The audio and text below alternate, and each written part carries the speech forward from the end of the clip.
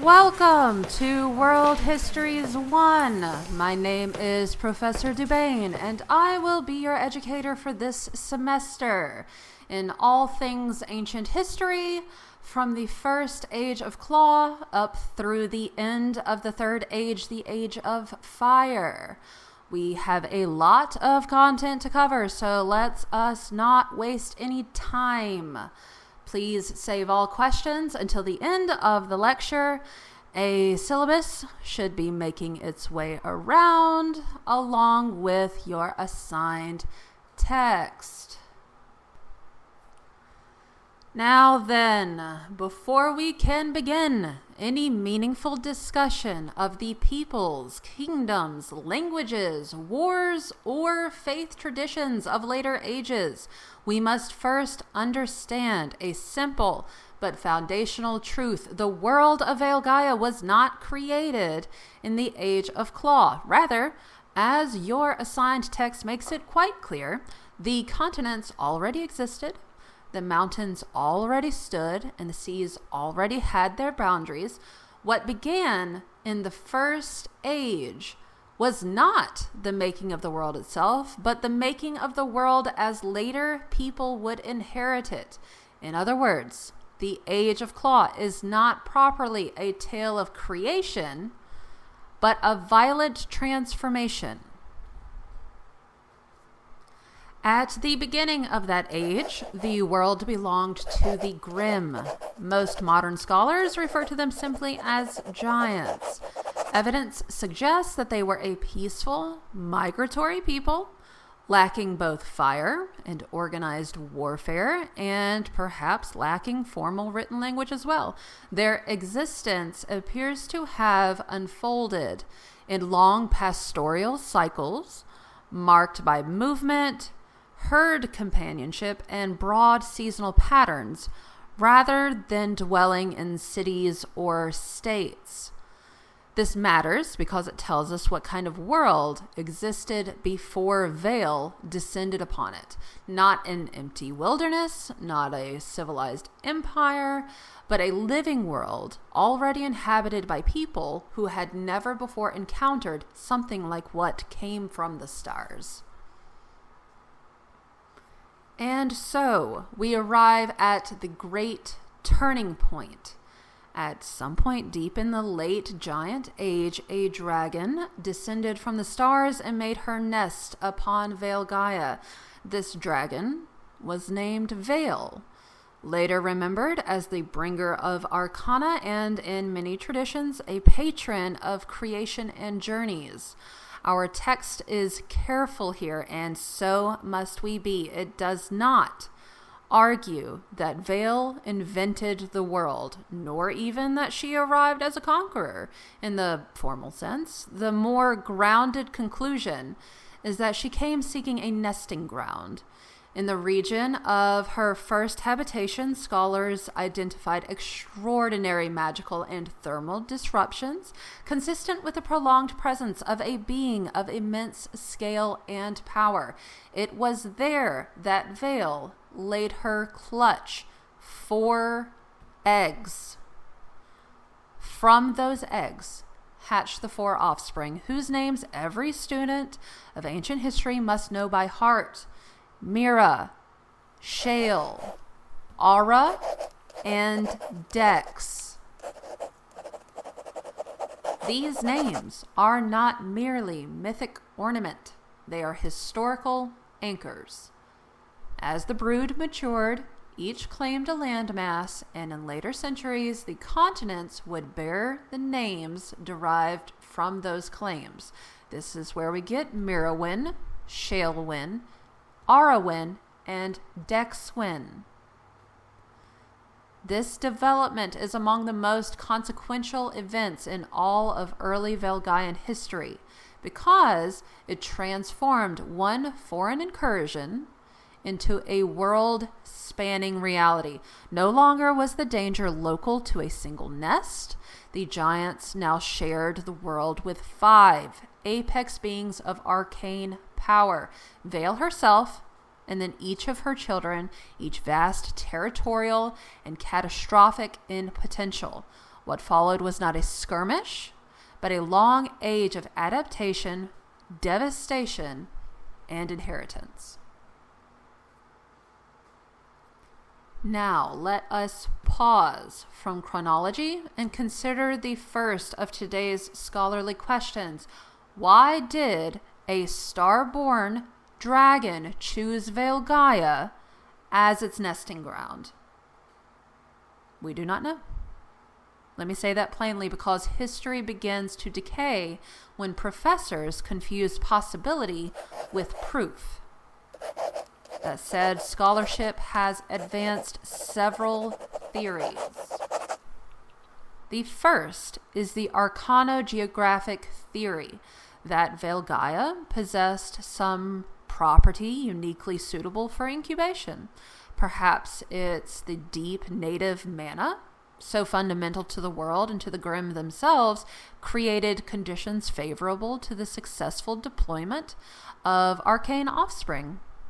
Since dragons, such as Vale, were beings of foreign arcana rather than native mana, it is possible that she selected the world precisely because the tension between the two forces could sustain or strengthen a brood.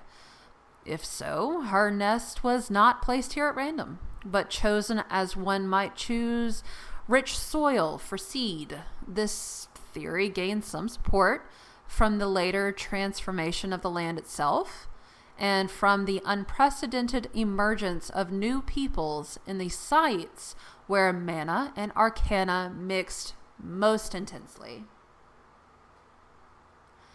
The second is the seclusion theory, that Valegaia seemed remote, sparsely contested, or strategically safe from whatever pressures existed beyond the stars.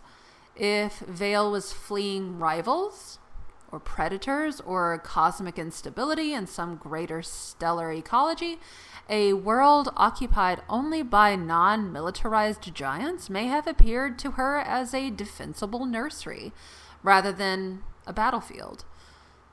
In that reading, the Grimm were not intended enemies, but they were simply an unforeseen complication in what she had hoped would be an undisturbed nesting cycle. This interpretation aligns well with the text's insistence that she likely did not arrive first as a conqueror, but as a mother seeking ground.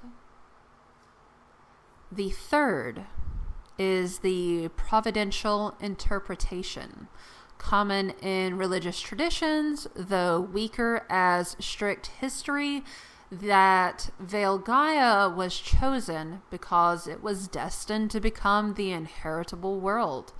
Scholars must treat this carefully. It is a meaningful theological reading, but not an evidentiary one. We may study it as a belief, influence, and memory, but we must not mistake it for settled fact.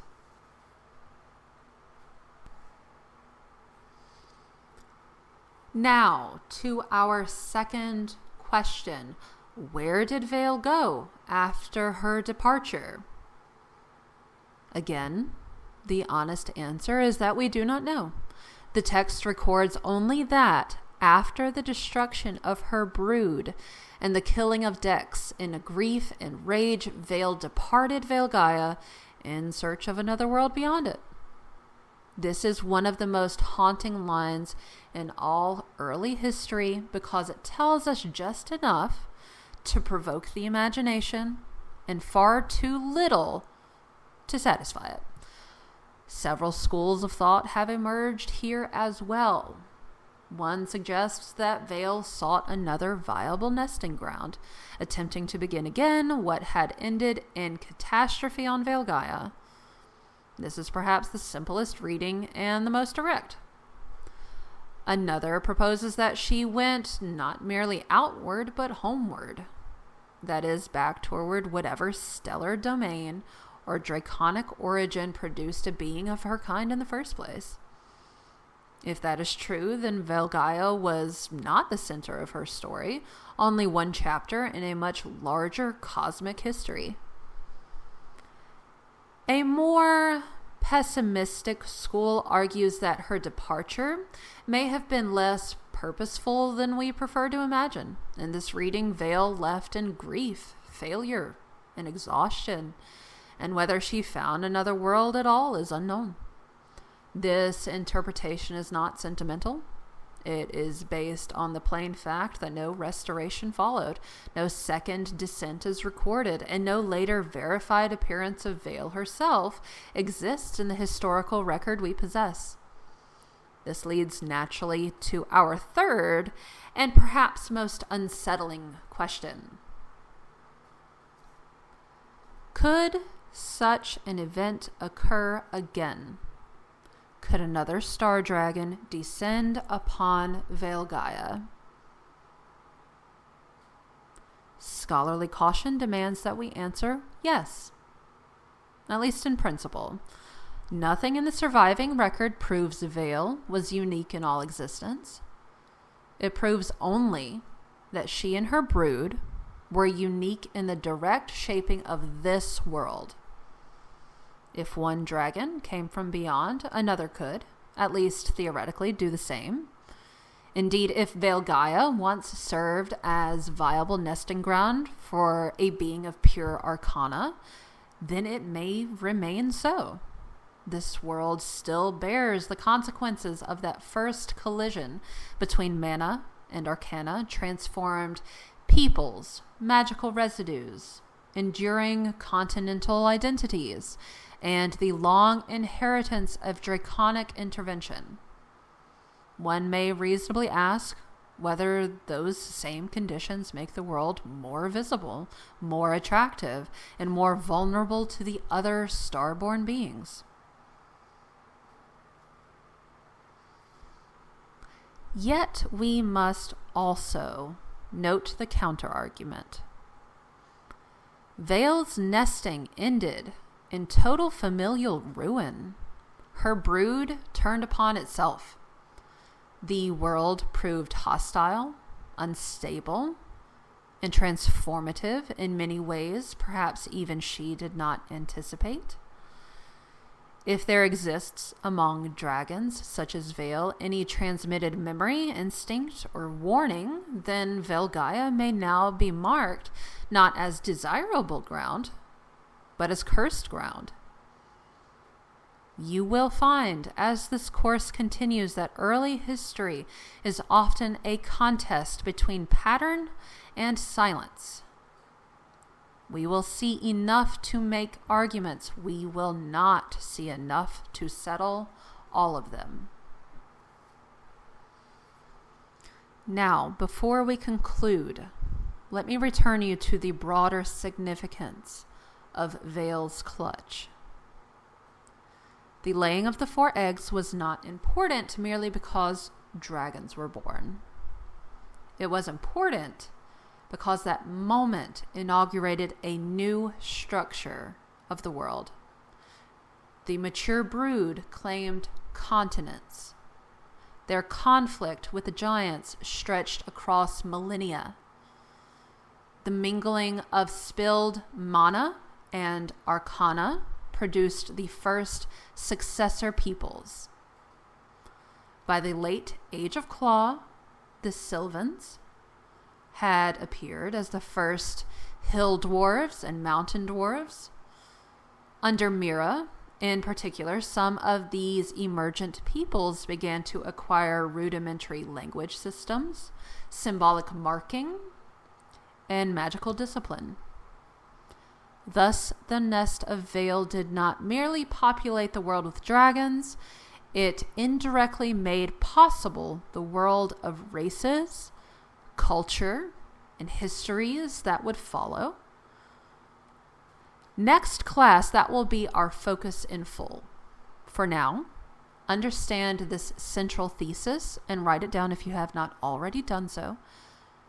The first age is the age in which the pure beings broke the world, and in breaking it, prepared it for inheritance.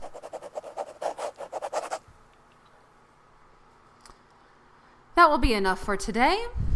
For next class, read Chapter 4, Mana, Arcana, and the Birth of New Peoples. And Chapter 5, Mira and the Schooling of the Lesser Races. Those are required. I will remind you, you should have already read Chapters 1, 2, and 3 prior to this lecture. I also expect you to read ahead through Chapter 6. If you wish to better understand the wider environmental and metaphysical conditions surrounding the emergence of races, particularly the relation between the waking world and behind the veil, come prepared to discuss the earliest Sylvans, hill dwarves, mountain dwarves, and the scholarly problem of what exactly constitutes a successor people. Your text for this lecture is in the Histories of Valegaia, Book 1, The Age of Claw. Class dismissed.